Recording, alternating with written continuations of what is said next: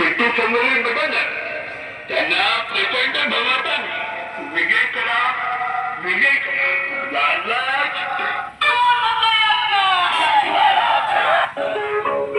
आपल्या मनामध्ये ताबा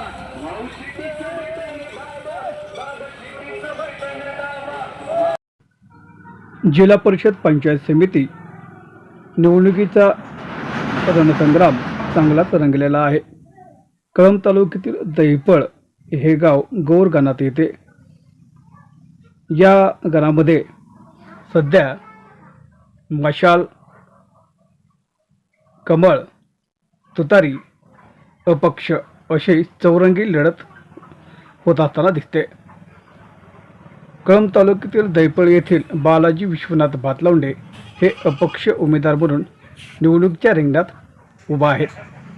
एकेकाळी जिगरी मित्र असणारे आज निवडणुकीच्या तोंडावर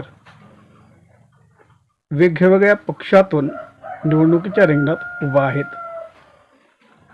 शेतकरी पुत्र बालाजी विश्वनाथ भातलावंडे हे अपक्ष उमेदवार आहेत. मतदार नेमकं कोणाच्या बाजूने कौल देतील हे येणाऱ्या काळात ठरवेल. गौर पंचायत समिती गणात अनेक मातबर नेते अनेक पक्षाकडून उभा आहेत आणि आपण अपक्ष उभं राहिलात, नेमकं कारण काय? पहिली गोष्ट म्हणजे काय की फक्त मातब्बर आणि गब्बर लोकांनीच निवडणुका लढवायच्या नसतात. जर सर्वसामान्य मतदारांची संख्या जास्त आहे तर कुणीतरी एखादा सर्वसामान्य चेहरा सुद्धा निवडणुकीच्या रिंगणात असायला पाहिजे. आणि सगळ्यात महत्त्वाचं, पुढं कोण निवडणूक लढवतंय याला काही अर्थ नसतो. आपण निवडणूक कशासाठी लढवतो हे महत्त्वाचं आहे. आणि आपल्याकडे जर व्हिजन असेल तर ते व्हिजन घेऊन आपण लोकांसमोर गेलं पाहिजे. काय आपलं विजन काय नेमकं? व्हिजन विकासाचंच आहे. आणि दुसरं गोष्ट भ्रष्टाचार निर्मूलनाचं आहे. एक तर काय की वीज, पाणी, रस्ते याच्या भोवती 75 वर्ष झालं निवडणुका फिरतायत, पण ही कामं तर कुठंच दिसत नाही. सिटीला 8 तास वीज व्यवस्थित भेटत नाही. हे प्रश्न कुठंतरी सभागृहात मांडले पाहिजेत.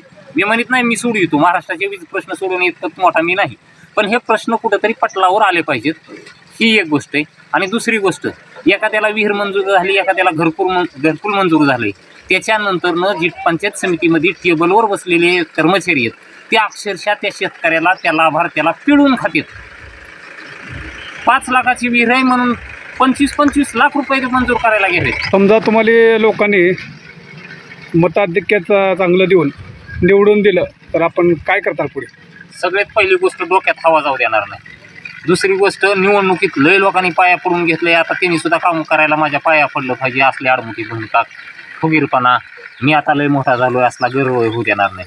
पंचायत समितीच्या जे काही योजना आहेत ना, बियाणे वाटप असेल, शिलाई मशीन वाटप असेल, कुठं ट्रॅक्टरचं वाटप असतील किंवा त्यांची अवजारं वाटप असतील, या गोष्टी खऱ्या लाभार्थ्यांना कशा पोचतील, समाजाच्या शेवटच्या घटकापर्यंत कशा पोचतील, गोरगरीब शेतकऱ्यांना कशा पोचतील, याची मात्र मी डोळ्यात तेल घालून काळजी घेईन. त्याच्यासोबतच जे काही इतर गोष्टी घडतील, समजा कधी पूर येईल, कधी दुष्काळ पडेल किंवा कोणत्या एखादी आपत्ती येईल, या गोष्टी सभागृहाच्या पटलावर मांडून त्याच्यावर चर्चा घडवून आणण्याचं काम मात्र मी आवर्जून करेन.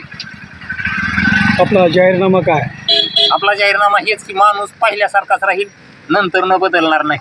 समाजातील ज्या महिला आहेत, लहान मुलं आहेत, ज्यांच्या खाऊचा विषय असेल, शिक्षणाचा विषय असेल, आरोग्याची समस्या आहे, त्या आरोग्याच्या सेवा असतील, कृषीविषयक योजना असतील, या सगळ्या योजना जास्तीत जास्त आपल्या गणामध्ये खेचून आणणे आणि त्या खऱ्या लाभार्थीपर्यंत पोचवणे. उगचित जो नेता उठून रोज पंचायत समितीच्या दारात येतं त्याला नाही देणे, तर ज्याला खरंच त्याच्या परिस्थितीतून तिथपर्यंत पोचता येत नाही, तिकिटाला पैसे नसतील किंवा कामातून सवड होत नसेल, त्याच्या दारापर्यंत, त्याच्या बांधापर्यंत ही योजना घेऊन जाणं हे माझं पहिलं कर्तव्य असेल. आपल्यासमोर जे उमेदवार आहेत, एकेकाचे आपले जिगरी दोस्त होते आणि एका पक्षात तुम्ही काम केलं होतं, तर सध्या तुम्ही आमने-सामने विरोधात उभा आहेत, नेमकं काय भावना आपली? काय म्हणजे भावना काय नसते. डॉक्टर बाबासाहेब आंबेडकर यांनी त्यांना लढायचा अधिकार दिलेला आहे, मला सुद्धा पंचायत समिती लढवायचा अधिकार. ठीक आहे, जास्त काय बोलण्यात अर्थ नाही. माझ्या त्यांना शुभेच्छा कायम पहिल्या होत्या, आता आहेत, पुढेही राहतील. मैत्रीचा विषय म्हणसाल तर 3 वर्षापूर्वीच तुटलेली त्याची कारणं वगैरे असं मीडियावर सांगणं काहीही योग्य राहणार नाही. ते दोषी आहेत, मी दोषी आहेत, हे असं आहे, ते तसं आहे. ते या गोष्टी मांडायचं हे काही व्यासपीठ नाही किंवा विचारपीठ नाही. ते मित्र आहेत. 5 वर्षापूर्वी त्यांच्याविषयी सदिच्छा होत्या, आज आहेत, नंतर नाही सदिच्छा राहतील. आणि ही पहिलीच निवडणूक नसेल, आम्ही दोघं सोबत आहेत. ते आमचा दोस्ताना असाच शेवटपर्यंत राहणार आहे. ते रिंगणात असतील, मी रिंगणात असेल, कधी कदाचित ते एकट्या रिंगणात असतील, कधी मी एकट्या रिंगणात असेल, पण असं सहसा काही घडणार नाही. तू तिथं मी असं आमचं चलत राहणारच आहे. सध्या आपण प्रचारासाठी गावोगाव फिरत आहात, काय कसा प्रतिसाद आहे? लोकांचा प्रतिसाद अतिशय उत्स्फूर्त आहे. पण दुसरी गोष्ट आहे की खऱ्या निवडणुकीला अनेकरण चालू झालेला नाही. मला प्रामाणिकपणानं असं सांगावं वाटतंय की ज्या काही माता भगिनी आहेत त्यांच्या घरच्या पुरुषांना जर कोणी दारू पाजित असेल तर खरंच त्या माता भगिनींनी एक वेळ मला टाकणं होत नसलं तर नोटाचं बटन दाबावं, पण स्वतःची लहान मुलाकडे लक्ष ठेवावं, जे की 18, 20, 22, 24 वर्षाच्या वयाचे आहेत. अशा मुलांना कोणी व्यसनाला लावतंय का याची काळजी घ्यावी. ही सगळ्यात महत्त्वाची गोष्ट आहे. आणि हीच अजेंडा घेऊन मला लोकांसमोर जायचं आहे. प्रतिसाद म्हणसाल तर तो अतिशय उत्तम आहे. लोकांना एक रूढ राज करण्यापेक्षा, म्हणजे ज्यांनी ग्रामपंचायत हाकली त्यांनी ग्रामपंचायतीमध्येच काही केलेलं नाही, लोकांच्या चेहऱ्यावर हा प्रश्न दिसतोय की हे पंचायत समितीवर जाऊन काय करणार आहे. त्यापेक्षा एक नवीन पर्याय उपलब्ध आहे आणि हा पर्याय आपण आजमावून पाहिला पाहिजे. हे लोकांच्या चेहऱ्यावर स्पष्ट दिसते, लोक बोलून दाखवत नसले तरी.